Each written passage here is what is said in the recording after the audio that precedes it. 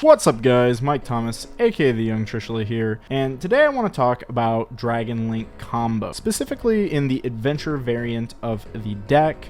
With Dragon's recent resurgence in popularity, a lot of people are picking up the deck for the first time or are returning to it after a long break. Resultantly, I've gotten a lot of comments from you guys over the past couple of days requesting for me to go over some of the basic combos in the Dragon Link deck. And while Dragon is a pretty freeform deck, I would say, especially when trying to play around hand traps, there are some combo paths that you can memorize in order to give yourself a little bit of an easier time when having to decide between such wide decision paths while still maintaining a brisk pace of play. So in this video, I want to go over some of the bread and butter combos of the Adventure Dragon Link deck, as well as some alternate combo options that the deck has available to it. As always, remember to like, comment, and subscribe if you enjoy this content, and without wasting any more of your time, let's get into it. Okay, so the first combo that we have here is more or less the most basic combo that you can do in the deck. And that is going to be whenever you have access to Rite of Aramisur plus a way to summon Halqifibrax. So to start things off, we're going to just activate our Rite of Aramisur and then special out our Water Enchantress, getting our Draco back, and then getting our Griffin Rider to the field. Here I'm just going to normal summon the Ash Blossom and make the Halqifibrax. So I'm summoning this Ash Blossom from my hand using my normal summon, since I feel this is the most underwhelming way humanly possible to make your Halqifibrax. And this Halqifibrax is going to summon out Red Rose Dragon from your deck. Now, Red Rose and the Griffin are going to go for Baronne de Fleur. This is pretty common if you've seen any adventure combos before with the Rose Dragons. Rox Rose and the token are going to go into Shooting Riser. Riser can send your Fairy Tale Snow to the graveyard, and then you can turn your Shooting Riser into this Striker Dragon, and Striker Dragon is going to add the Boot Sector Launch. Now, this is possible because Shooting Riser Dragon becomes a level 3 when dumping a level 4 monster to the graveyard.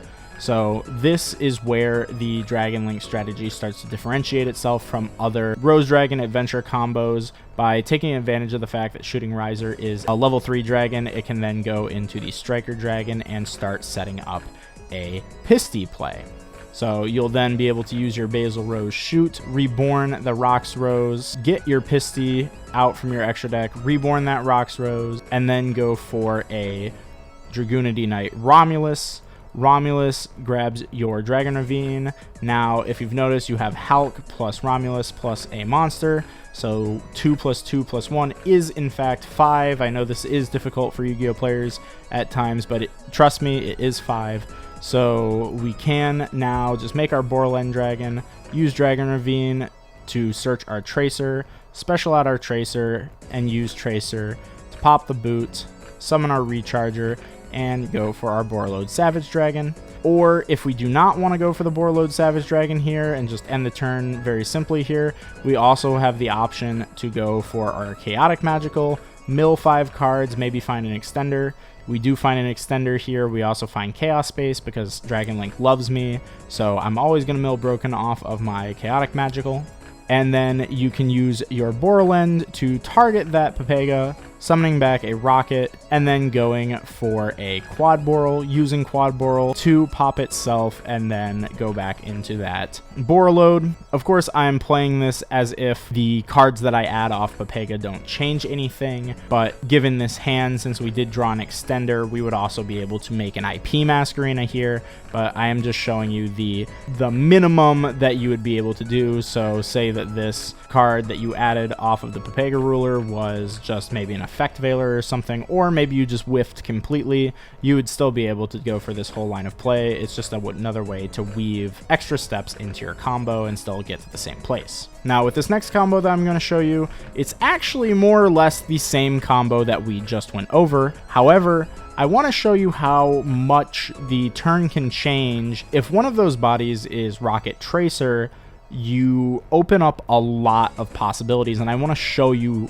just how much the turn changes by replacing one of those initial bodies with Rocket Tracer. So as you can see, it is the same. This is the same opening hand that we had in the last game. However, instead of the Water Enchantress, we now have Quick Launch to summon Rocket Tracer from our deck. Keep in mind that this would also, that what I'm about to show you would also be completely applicable if instead of the third Ash Blossom, we also had that Water Enchantress, and we replaced the Ash Blossom that we normally summoned with a Rocket Tracer as well. So once again, we're going to start with our Arameser, get our Fateful, summon our Rocket Tracer from deck, use Fateful, get our Draco back, get our Griffin, all of this, you know, you've seen this before. This is very standard. So we're going to summon out our Ash Blossom, and we're going to go for Hulk. Hulk can summon Red Rose, and we get our Barone, we get our Rox Rose, we get our Basil Shoot, we get our Shooting Riser Dragon. All of this is pretty much the same as what you have seen before. We're going to go again for the Striker Dragon. Striker is going to get us our Boot Sector. We're going to reborn our rocks, make our Pisty, and now Pisty is going to bring back that Rocket Tracer. So instead of bringing back a random dragon like the Rox Rose, it's now specifically bringing back Rocket Tracer, which is really nice here. So we're again going to go for our Romulus. We're going to use Romulus's effect, again getting Dragon Ravine, but now what's cool is that this Dragon Ravine does not have to search us Tracer. This Dragon Ravine can be used to send anything else from our deck. Now, this is a point that I want to briefly pause the combo and just say that this is a point in your turn where you would start having a lot of branching paths as to how you wanted to play your handouts to determine what your Rocket Tracer is going to pop, which of your 3 power spells that you want to keep, being the Ravine, the Boot, and the Fateful. So this is a point in the turn where you would have to start making decisions. So here I'm just going to play my Dragon Ravine, use Ravine to send the Destrudo, the Lost Dragon's Frisian, from my deck to the graveyard. This, I think, is one of the good examples of why Destrudo can come up in this deck and why it's so powerful sometimes. So we are going to do this first, and then we're going to use Rocket Tracer's effect to pop that Dragon Ravine. Now, the reason I'm doing this in this line is personally I like to keep the Fateful Adventure on the field because I think it is just very good follow-up. It's a free beat stick every turn.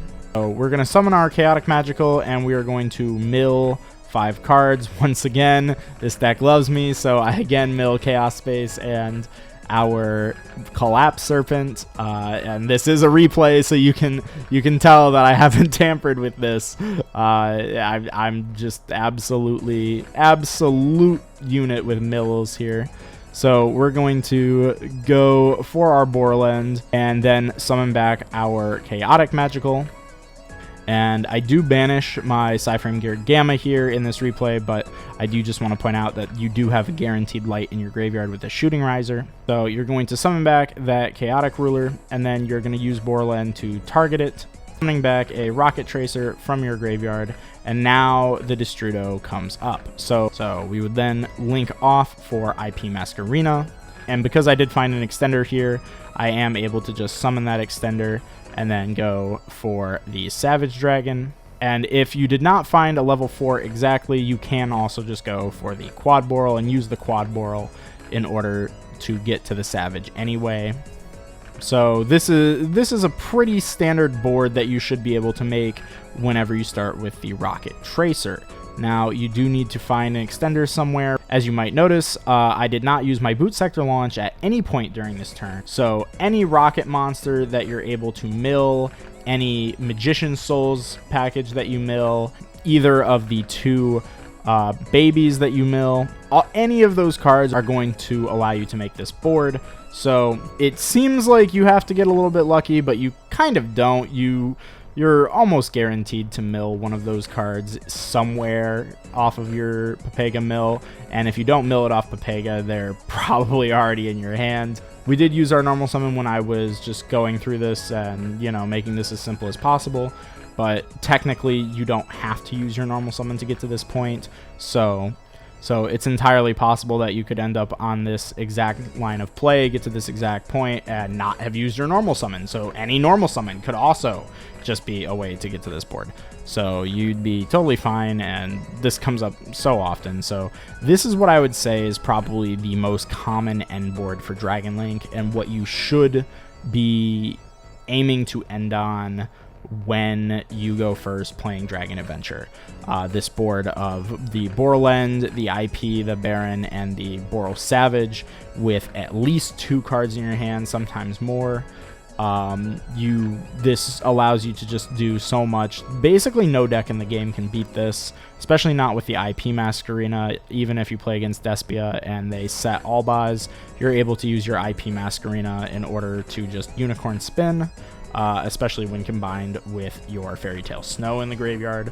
If your opponent's breaking this board, then I don't think you're winning in any universe, no matter what deck you were playing. Now, these are what I would call the bread and butter combos. These first two that I've shown you is pretty much the line of play that you should be attempting to go down with more or less every hand, as long as things don't go poorly.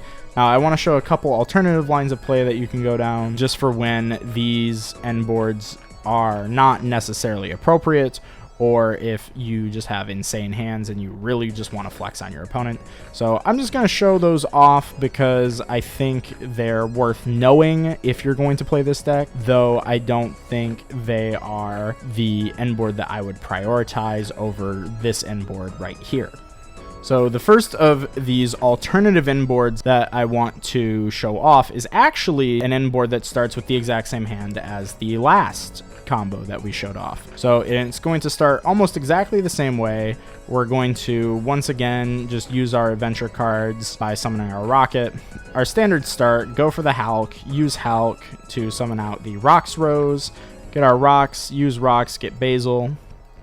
Again, go for our Shooting Riser to dump the snow. This is all more or less just what you're aiming to do with this deck. It's not really going to change too much. And then we're going to go use our Basil Rose, summon back either one of our Rose Dragons and make Pisty. I'm just skipping a step there. Now, where this combo line differs from the last combo is we're actually going to use Striker Dragon's effect to target this Halki Fibrax and add Rocket Tracer back to our hand. Now, we're doing this specifically on this combo path. We want to end on Hieratic Seal. So we're going to pop that Halki Fibrax, and we're going to get our Tracer back to our hand. We're going to use Pisty, get our Red Rose back onto the field, and then we are going to link off for our Hieratic Seal. We're then going to use our Boot Sector, special the Tracer, pop the Boot Sector, and go for Recharger. And then we can go for our Chaotic Magical, milling 5 cards, looking for any extenders. We'll grab the Illusion of Chaos here, and then we can go for IP. Now, if you already have another extender, you could instead go for the Borreload Savage Dragon here, and then use that extender in order to go into the IP with the Savage backing it up. Or if you had, say, a Quick Launch in your hand, or say you didn't start with your normal summon, maybe you started with Souls plus Quick Launch, you might be able to normal summon a Rocket. If you did have access to a Rocket here, you would be able to, of course, reborn this Chaotic Ruler and go for Quad Boral and make the Savage as well. So this board is one that can end with a Savage on it as well, though at that point it starts becoming a matter of RNG. But in specific scenarios, if you do want to end on your Hieratic Seal in this deck, if you feel like Hieratic Seals is very important for whatever matchup you are playing in, and you feel like there is a real need to summon your Hieratic Seals, you can go down this specific route to get your Hieratic Seals into play. And again, just keeping in mind that you are able to potentially have a Savage on top of this, so you would be ending, instead of ending on your Boral End, ending on Seals plus Baron plus IP plus Savage. And I think that this is a really cool board that I think is worth knowing about. Now, for this last combo, I kind of just want to show this one off as a flex and just show kind of what you can accomplish with this deck when your hand is absolutely insane. And it's not going to be too much different than any of the other boards that we've talked about, because we've pretty much used our entire extra deck outside of Unicorn, Access Code, and Dark in these previous combos. But I do just want to show off some kind of a cool end board that you can make when you just have the absolute stones. Again, we're just going to start with our right activation, but then we're going to normal summon the Red Rose and get our Griffin from deck and activate our Draco back. you can then obviously start by going into your Baron de Fleur here and go for Rocks Rose. And what's cool about this is you get to skip the step of Hulk, so you can now go for Shooting Riser sending the snow, use your Basil Rose, get back rocks, and go for the Hieratic Seals. You can then obviously go Quick Launch, get your Tracer, and then special out your Wyver Burster. And now we're just going to make our Striker and our Pisty underneath the Hieratic Seals rather than Halky Fibrax. And then we're going to get our Tracer back. As we've seen before, we're going to go for Romulus again, just getting cards because, you know, why not? We're going to use our Tracer to pop the Fateful Adventure. I go for the Chaotic Magical, and I actually do manage to high roll here because, again, this deck just loves me. I can never make replays with this deck because I always just get the perfect mills. So I actually choose to put the Destrudo back into my deck to show you guys that it is possible to end on these crazy boards without milling like a total god. So I just choose to add the Absolrouter, and I'm just not going to use it, just to again show you that it could be anything.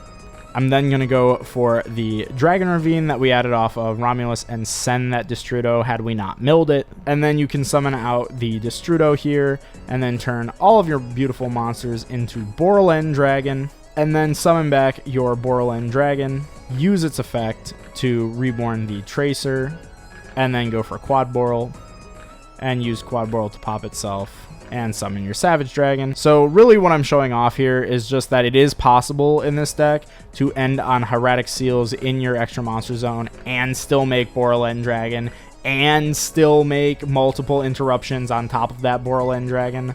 So I did just want to show off that this kind of crazy end board is possible, because I was talking to some people and we were theorizing this and we couldn't exactly figure out in the conversation how this board was possible. We all kind of knew that, you know, you would need a crazy hand to end on this, but we just wanted to see if it was possible. I don't think that this board is actually better than the bread and butter board with the Borland in the extra monster zone and then an IP Masquerena in the main monster zone, because effectively that does the same thing. Actually, it does a little bit better, allowing you to beat all the Lunatus. Also, it doesn't open you up to normal summon a Luber Chain Super Poly, make Proskenion reborn your Borland Dragon. But I did want to just show off that it is possible for you to make a Hieratic Seal in the extra monster zone and still make Borland in your main monster zone, and still set up negates alongside it to protect this. And not only all of that, but also dump the snow to your graveyard.